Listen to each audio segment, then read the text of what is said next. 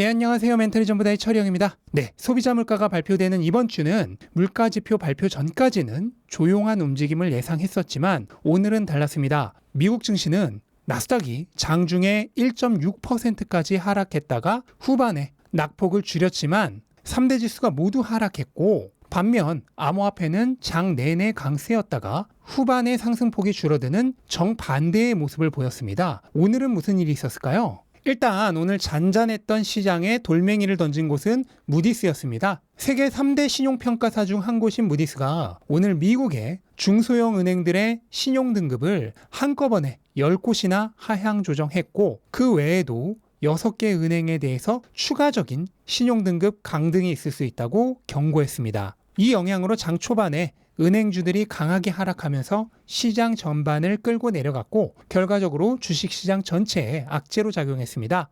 여러 차례 말씀드린 적이 있지만 미국 은행들의 파산 사태는 언제든 다시 일어날 수 있습니다. 현재 미국 은행들의 예금은 중소형 은행, 대형 은행 할 것 없이 연초 대비 10% 정도 줄어들어 있습니다. 자기 돈이 거의 없이 돈을 찍어낸 은행에게 잔고가 10%나 줄어들었다는 것은 엄청나게 치명적일 수 있는 수치입니다.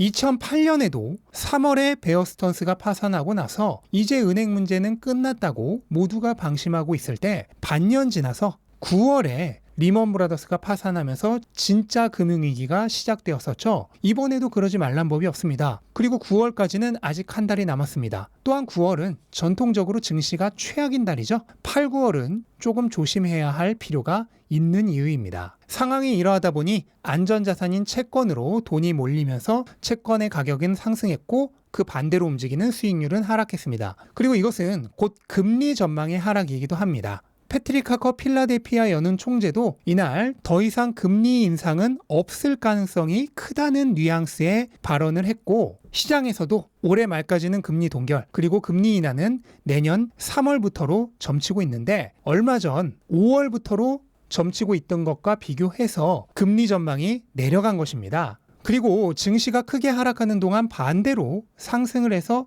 모두를 의아하게 한 자산이 있는데요. 바로 비트코인입니다. 비트코인은 나스닥이 1.6%까지 하락하는 동안 반대로 3% 이상 상승해서 장중에 3만 달러를 넘기기도 하였습니다. 현재는 3만 달러 저항에 막혀서 상승폭이 축소되긴 하였지만 한눈에 보기에도 증시와는 정반대의 움직임이었죠. 그리고 이 이유는 뻔하죠. 네, 미국 은행의 단체 신용등급 강등이 그 원인입니다. 비트코인은 지난주 미국의 신용등급이 강등되었을 때도 일시적으로 급등해 3만 달러를 찍었었습니다. 그리고 3월 실리콘밸리 은행이 파산했을 때는 가격이 크게 상승했던 이력이 있죠. 그리고 오늘도 은행들의 신용등급 강등 소식이 가격을 끌어올렸습니다. 이 세 번의 가격 상승이 모두 우연일까요? 그럴 가능성은 별로 없죠. 이로써 명확해졌습니다. 비트코인은 이제 금융위기에 대한 해지 수단으로 변경되고 있는 것입니다. 이것은 비트코인이 단순히 달러에 상대되는 포지션에 위치한 자산이기 때문이 아닙니다. 금융위기는 강력한 유동성 확장 정책을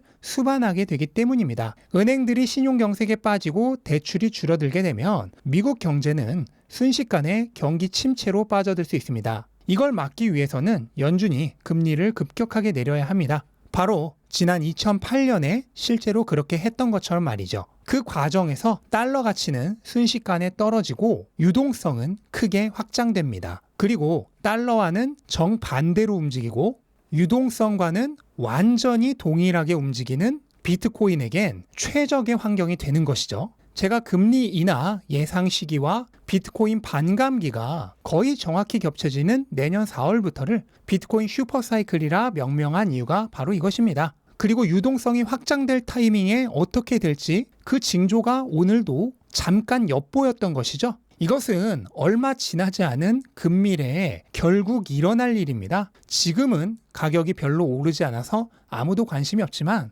투자자는 오히려 사람들이 관심이 없을 때 기회를 잡습니다. 모두가 달려들었을 때는 이미 늦었다는 사실을 알기 때문이죠. 비트코인 반감기는 지금껏 한 번도 거짓말을 한 적이 없습니다. 바로 공급과 수요의 원칙 때문이죠. 수요가 동일하다는 전제하에 공급이 줄어들면 가격은 상승합니다. 하지만 문제는 비트코인의 수요까지도 지속적으로 증가하는 추세라는 것입니다. 공급이 줄어드는데 수요까지 늘어나니 가격 쇼크가 오는 것은 당연한 결과죠. 비트코인의 거래소 내 보관 수량은 2020년 반감기 이후 감소 추세로 전환되었습니다. 장기 투자자들은 한번 사면 시장에 내놓지 않고 그대로 가져가서 팔지 않는 반면 공급량은 줄어들었기 때문이죠. 이 추세에서 내년에 반감기가 한 번 더 일어나게 되면 수요가 그대로 유지된다는 전제 하에서 다음 반감기까지 공급이 60% 추가로 줄어듭니다. 그런데 현실은 수요가 더 늘어나고 있으니 이거보다 더 많이 줄어든다는 얘기죠. 그리고 그 속도를 더 극적으로 확장시켜 줄 수 있는 것이 바로 현물 ETF의 승인입니다. 현물 ETF가 승인되면 거래소 내 공급량은 추가로 30%가 줄어들어서 이번 반감기가 지나 다음 반감기 2028년까지 거래소에 있는 비트코인의 수량이 90%까지 감소할 수 있습니다. 그런데 문제는 그냥 가만히 있어도 수요가 계속 증가하는데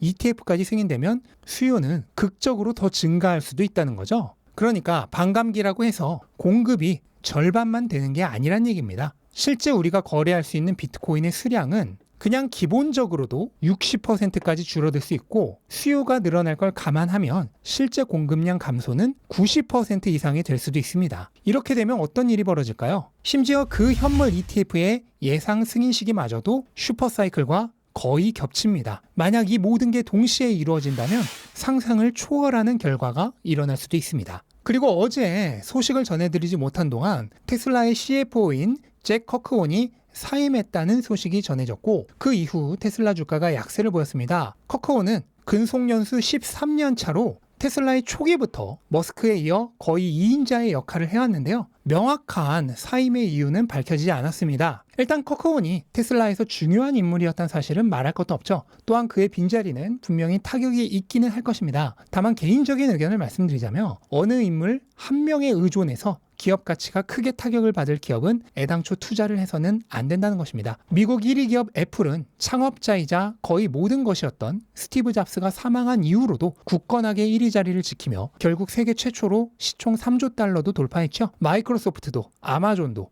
구글도 모두 창업주가 내려갔지만 기업 가치는 거의 타격을 받지 않았습니다. 테슬라 역시 마찬가지입니다. 고위 임원 한 명이 빠졌다고 해서 기업 가치의 하락으로 이어지지 않으며 만약 기업 가치가 하락한다고 생각되신다면 오히려 투자를 하셔선 안 되겠습니다. 그리고 이것은 일론 머스크에게도 마찬가지로 적용됩니다. 제 생각에 테슬라는 아직까지는 일론 머스크에게서 완전히 탈의존된 상태는 아니지만 최종적으로는 잡스가 빠진 애플이 흔들리지 않았듯 그런 위치로 올라서야 합니다. 아마도 향후 5년 내에는 그런 기업이 되지 않을까 생각을 합니다. 여러분은 몇 년 걸릴 것이라고 생각하시나요? 이것은 테슬라에 투자하고 계신 분이라면 반드시 스스로 질문을 해봐야 할 아주 중요한 사항입니다.